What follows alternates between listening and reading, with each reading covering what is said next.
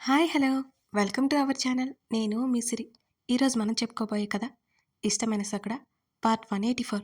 కథలోకి వెళ్ళే ముందు లైక్ చేయడం మరవకండి. హర్ష బైక్ మినిస్టర్ ఇంటికి కాస్త దూరంలో ఆగింది. ముఖానికి మాస్క్తో పాటు హెల్మెట్ కూడా పెట్టుకున్నాడు. మొబైల్ రింగ్ అవుతుంటే దాన్ని సైలెంట్లో పెట్టాడు. గగన్ నుంచి వస్తున్న ఫోన్ కాల్ లిఫ్ట్ చేయలేదు హర్ష. పిచ్చి వేషాలు వేయకుండా వెనక్కిరా, గగన్ మెసేజ్ చేశాడు. అబ్బా, వీడికి అప్పుడే తెలిసిందా అని అనుకుని ఆ మెసేజ్ చూడనట్టే ఉన్నాడు హర్ష. నువ్వు వెళ్ళిన నెక్స్ట్ మినిట్ నేను అక్కడ ఉంటాను. గగన్ మళ్ళీ మెసేజ్ చేశాడు వార్నింగ్ ఇస్తూ. హర్ష పట్టించుకోలేదు. ఫోన్ పాకెట్లో పెట్టుకుని మినిస్టర్ ఇంటికి బయలుదేరాడు. హర్షని చెక్ చేశారు. అతను లోపలికి నడిచాడు. పెద్దమ్మా, గగన్ అరుపుకి రజని బయటకొచ్చింది. ఎక్కడా నీ కొడుకు అని అడిగాడు. ఇక్కడెందుకుంటాడు గగన్, ఎక్కడికి వెళ్ళాడో తెలియదు అన్నది రజని. ఆమె మాటలు వినకుండా కింద మొత్తం వెతికాడు గగన్. గగన్ ఏమైంది, ఉదయ్ గురించి తెలిసిందా అని ఆవిడ అడుగుతుంటే పట్టనట్టే మెట్లెక్కి పైకి నడిచాడు. ఆ గదిలో మొత్తం వెతుకుతుంటే వెనకే రజని వచ్చింది. దీక్ష కూడా ఆ అరుపులకి బయటికి వచ్చింది. స్టోర్ రూమ్తో సహా వదలకుండా వెతుకుతున్నాడు గగన్. ఉదయ్ అక్కడే ఉన్నాడని అతనికి తెలుసు. స్టోర్ రూమ్ తలుపు తట్టగానే అక్కడే కింద కూర్చుని కనిపించాడు ఉదయ్. గగన్ని చూడగానే ఉదయ్ వణికిపోయాడు. గుటకలు మింగుతూ భయంగా వెనక్కి సర్దుకుంటూ ఉంటే వేగంగా ముందుకు వెళ్ళి ఉదయ్ చొక్కా పట్టుకుని బయటికి లాక్కుని వచ్చేశాడు గగన్. ఏయ్, ఏం చేస్తున్నావు? తల్లి కంటే ముందే పైకి వచ్చిన దీక్ష కంగారుగా అరిచింది. ఈ మధ్య తన అన్నయ్యకి యాక్సిడెంట్ అయ్యి కోలుకున్నాడు. ఈ గగన్ ఏంటి ఇలా చేస్తాడు? దీక్ష మాటలు పడ్డనట్టే ఉదయ్ని లాక్కొచ్చాడు గగన్. గగన్, ఏం చేస్తున్నావు? ఆగు! రజని కంగారుగా కొడుకుని పట్టుకుంది. ఈరోజు విని చంపేయబోతున్నాను అని అంటున్న అతని మాటలకు, అతని ముఖంలో కళ్ళల్లో కనిపిస్తున్న రాక్షసత్వానికి ముగ్గురు బెదిరిపోయారు. పిచ్చా నీకు? మా అన్నయ్యని చంపేయడమేంటి అని ముందుకు రాబోతున్న దీక్షని కళ్ళెర్ర చేసి వేలు చూపించడంతో ఆమె అక్కడే ఆగిపోయింది. గగన్, వన్నేం చేయకు, వదిలే. గగన్ కాళ్ళ మీద పడిపోయింది రజని. అతను అసహనంగా వెనక్కి సర్దుకున్నాడు ఆమె అలా చేయడంతో. నువ్వు వాణ్ణి వదిలేమని అడుగుతున్నావంటే నాకు అర్థమైపోయింది. వాడు ఏం చేశాడో నీకు తెలుసు. నువ్వు చెప్పు పెద్దమ్మా, వీడి చేసిన దానికి వదిలేయాలా? గగన్ ఆవేశంగా అరిచాడు. గగన్, వాణ్ణి పోలీసులకు అప్పగించు, అంతేగాని చంపకు. ఆమె ఏడుస్తూనే బ్రతిమాలుకుంటోంది. మీరు ఒక అమ్మాయి జీవితాన్ని నాశనం చేసే చంపబోయాడు. ఆ విషయం మీకు తెలుసా? తెలిసే మాట్లాడుతున్నావా? ముందుకు రాబోతున్న దీక్ష ఆ మాటలకి అక్కడే ఆగిపోయింది. వాడికి తెలియక చేశాడు గగన్. తాగిన మత్తులో చేశాడు. ఆ అమ్మాయిని క్షమాపణ అడుగుతాడు. నా కొడుకుని ఏం చేయకు అని మరోసారి గగన్ కాళ్ళు పట్టుకుంది రజని. నువ్వేనా ఇలా మాట్లాడుతున్నావు? వాడు చేసిన దానికి క్షమాపణ అయితే సరిపోతుందా? వాడు తాగిన మత్తులో చేశాడా? కాదు, ఒళ్ళు కొవ్వెక్కి చేశాడు అంటూ ఉదయ్ దవడ పగిలేలా కొట్టి, అప్పటికే ఉదయ్ కేకలు పెడుతుంటే మరో చెంప పగలగొట్టి, వీడు నా ధరణిని చంపాలని చూశాడు అంటూ గట్టిగా వెనక్కి తోశాడు గగన్. ఉదయ్ వెళ్ళి వెనక్కి పడిపోయాడు. తల గట్టిగా నేల కొట్టుకుని కేకలు పెట్టాడు. గగన్ చెప్పిన మాట ఒక్కొక్కటి వింటుంటే దీక్షకి కాళ్ళు చేతులు ఆడనట్టు అలాగే నిలబడిపోయింది. వెళ్ళి మీ డాడీకి ఫోన్ చేయవే, దీక్షకి అరిచి చెప్పి కొడుకు దగ్గరికి వెళ్ళి వెంటనే పైకి లేవదీసింది రజని. అయినా దీక్ష కదలలేదు. తన అన్నయ్య వైపు చూసింది. ఇంత దుర్మార్గుడా తన అన్నయ్య? ఆమె బొమ్మలా బిగుసుకుపోయింది. పెద్ద ఇంటిలోకి ప్రవేశించాడు హర్ష. ఎక్కడికక్కడ సెక్యూరిటీ ఉన్నారు. సీసీ కెమెరాలు ఉన్నాయి. చెక్ చేస్తూనే ఉన్నారు అతన్ని. అతనితో పాటు తీసుకొచ్చిన బ్యాగ్ అలాగే పట్టుకుని మినిస్టర్ రూమ్ దగ్గరికి వెళ్ళాడు. బెడ్రూమ్ కాకుండా అది ఏదో ఆఫీస్ రూమ్ లాగా ఉంది. అక్కడ కొంతమంది కార్యకర్తలు కూర్చొని ఉన్నారు, మాట్లాడుకుంటున్నారు. తలుపు నుంచి ఆ మినిస్టర్ని చూస్తున్నాడు హర్ష. ఎప్పుడెప్పుడు అతన్ని చేరి చంపేయాలి అనిపిస్తుంది హర్షకి. కోపాన్ని బలవంతంగా ఆపుకుంటున్నాడు. మళ్ళీ చెకింగ్ అయిపోయిన తర్వాత ఆ గదిలోకి వెళ్ళాడు. ఆ మినిస్టర్ దగ్గరికి వెళ్ళి మాట్లాడుతున్న అతన్ని చూస్తూ బీపీ చెక్ చేయడానికి అన్నట్టు మిషన్ బయటికి తీశాడు. అక్కడ వాళ్ళంతా నవ్వుకుంటూ సరదాగా మాట్లాడుకుంటున్నారు. హర్ష పక్కనే ఇద్దరు గార్డ్స్ కూడా అతన్ని గమనిస్తూ ఉన్నారు. మినిస్టర్ని చంపేయాలనే కోరికని బలవంతంగా ఆపుకుంటూ బీపీ చెక్ చేశాడు హర్ష. ఆ తర్వాత హార్ట్ బీట్ చెక్ చేశాడు. బ్లడ్ శాంపిల్స్ తీసుకున్నాడు. తన దగ్గర ఆల్రెడీ ఏదో మెడిసిన్ నింపిన సిరంజిని బయటికి తీశాడు హర్ష. ఆగు! సెక్యూరిటీ అతను అనగానే హర్ష గుండె ఫాస్ట్గా కొట్టుకుంది. అప్రయత్నంగా చెమటలు పట్టేశాయి హర్షకి. చేతిని వెనక్కి తీసుకొని వాళ్ళ వైపు చూశాడు హర్ష. తనిప్పుడు దొరికిపోతే మహా అయితే ఓ 10 మందిని ఎదుర్కోగలడు. అంతకు మించైతే తనకి కష్టమే. వందల మందిని ఒకేసారి కొట్టడానికి తనేం సినిమా హీరో కాదు. ఆ విషయం హర్షకి బాగా తెలుసు. గన్‌మెన్ అలాగే కుడి చేతిలో ఉన్న గన్ ఎడమ చేతిలో పెట్టుకుని హర్ష వైపు నడుస్తుంటే హర్ష గుండె వేగం మరి కాస్త పెరిగింది. వెళ్ళి మీ డాడీకి ఫోన్ చేయవే, దీక్షకి అరిచి చెప్పి కొడుకు దగ్గరికి వెళ్ళి వెంటనే పైకి లేవదీసింది. అయినా దీక్ష కదల్లేదు. తన అన్నయ్య వైపు చూసింది. ఇంత దుర్మార్గుడా, ఆమె బొమ్మలాగా నిలబడింది. కొడుకుని దగ్గరగా తీసుకుని బ్రతిమాలుతోంది రజని, ఓవైపు ఏడుస్తూనే. గగన్ కోపాన్ని అణుచుకుంటూ సోఫాలో కూర్చున్నాడు. ఈరోజు తన చావు ఖాయమని ఉదయ్ వణికిపోతున్నాడు మరోవైపు. నేను నేను ధరణిని ఏం చేయలేదు గగన్, వణుకుతున్న గొంతుతో చాలా చిన్నగా చెప్పాడు ఉదయ్. ఉదయ్ వైపు సూటిగా చూశాడు గగన్. నువ్వు నీ మామ ఏం చేయాలనుకుంటున్నారో నాకు బాగా తెలుసు. గగన్ అరుపుకి ఉదయ్ తల్లి చేతిని మరింత గట్టిగా పట్టుకున్నాడు. ఇప్పుడు గగన్ని ఆపగలది తన తల్లి మాత్రమే అని ఉదయ్ అభిప్రాయం. నేనేం చేయలేదు, మేమేం చేయలేదు, ఉదయ్ అలాగే భయపడుతూనే చెప్పాడు. శివకుమార్ గదిలో పెట్టిన ఐరన్ పీస్లో గగన్ మైక్ అరేంజ్ చేయడం, ఆ మాటలన్నీ వినడం జరిగిపోయాయి. తన మొబైల్ తీసి రికార్డింగ్ ప్లే చేశాడు గగన్. అల్లుడు, మామయ్య, ఇప్పుడు నేను ఎక్కడికి రావాలి, వీళ్ళ నుంచి తప్పించుకున్నాను, కానీ ఎక్కడ ఉండాలో తెలియట్లేదు అని ఉదయ్ భయంతో కూడిన స్వరంతో మాట్లాడుతున్నాడు. నువ్వు మన ఇంటికి వచ్చే అల్లుడు అని అన్నాడు శివకుమార్. మావయ్య, ఏం మాట్లాడుతున్నావు నువ్వు? నువ్వు ఇంట్లో ఉన్నట్టు ఎవరికీ తెలియదు.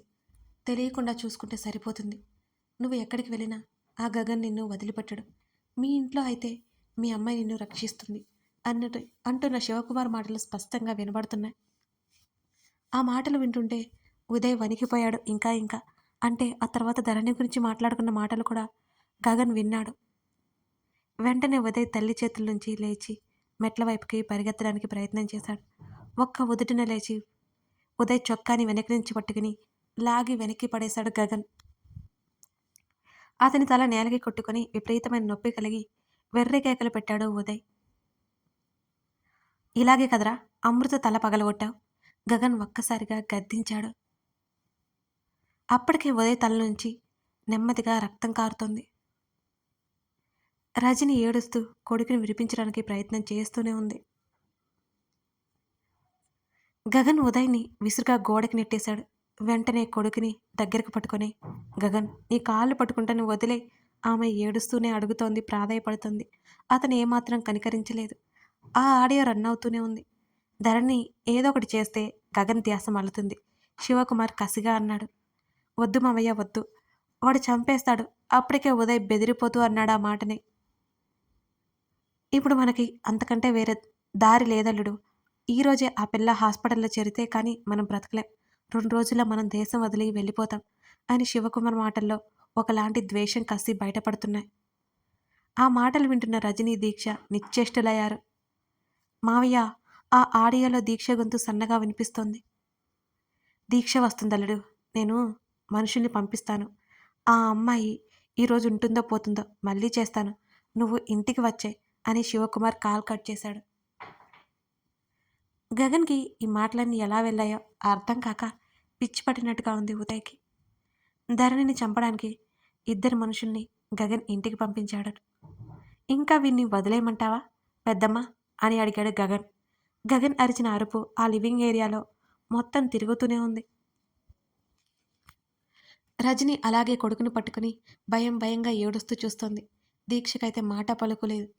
అడుగుల శబ్దం వినిపిస్తుంటే ముగ్గురు తలలు తిప్పి చూశారు. అమృత చేతిని పట్టుకుని ఆమె భుజం చుట్టూ చెయ్యేసి పైకి తీసుకొస్తున్నాడు కమల్.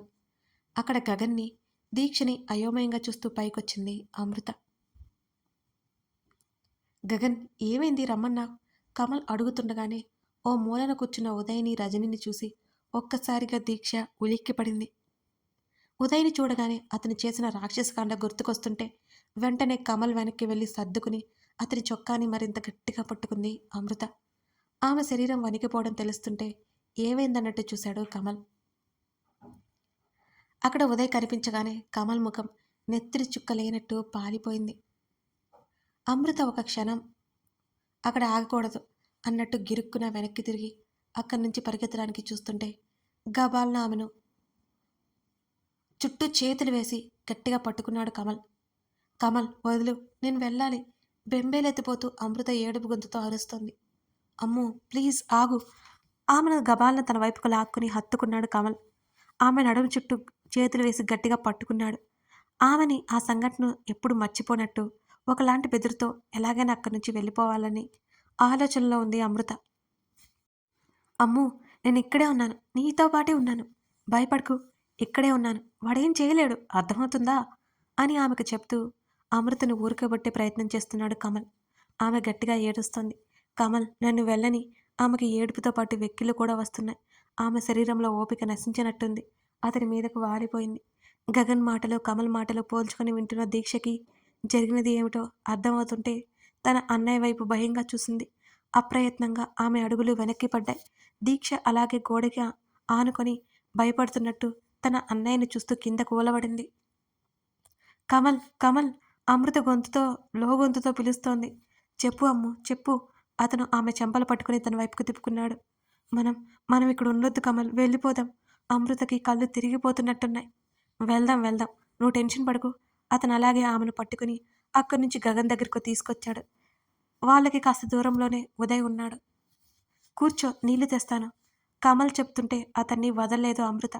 ఆమె అడ్డంగా బేలగా తల ఊపుతుంటే కమల్కి చెప్పలేనంత జాలి కలిగింది. ఆమె అనుభవించిన బాధ ఆమె తప్ప మరెవరూ ఊహించలేనిది, ఎవరికీ తెలియలేనిది. అమ్ము, ఎందుకు భయపడుతున్నావు, కూర్చో అంటూ ఆమెను బలవంతంగా వదిలి గగన్ పక్కన కూర్చోబెట్టాడు కమల్.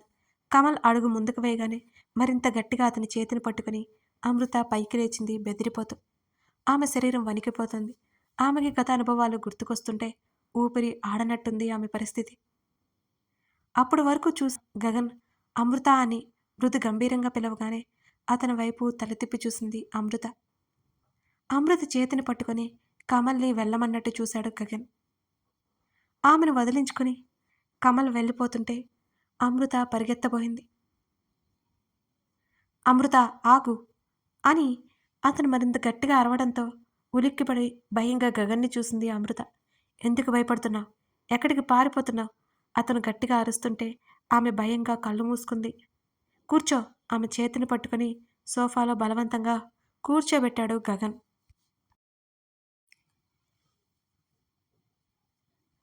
అప్పటికే ఏడ్చి ఆమె చెంపల మీద నీటి చారలు ఉన్నాయి.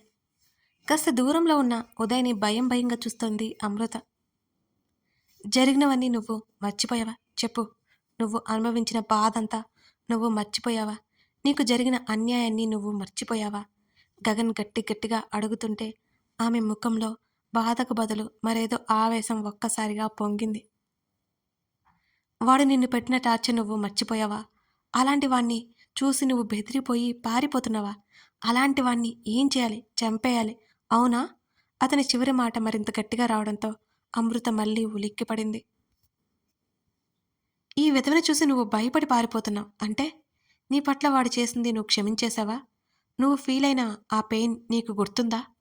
అతను మెల్లిగా రెచ్చగొడుతున్నాడు అమృతని. అమృతకి అన్నీ గుర్తుకొచ్చి కాసేపు పిచ్చి పట్టినట్లుగా ఉంది. ఎన్నోసార్లు ఉదయ్ని చంపేయాలనే అంత ఆవేశం ఇప్పుడు మళ్ళీ అది మెల్లిగా బయటకు వస్తుంది. ఆమె చూపులు ఉదయ్ వైపు మళ్ళాయి. తను వద్దు వద్దు అని వేడుకుంటున్న రాక్షసంగా అనుభవించిన ఉదయ్ గుర్తుకొస్తున్నాడు అమృతకి. కథ కొనసాగుతోంది. కథ నచ్చితే లైక్ చేసి కామెంట్ చేయడం మర్చిపోకండి ఫ్రెండ్స్.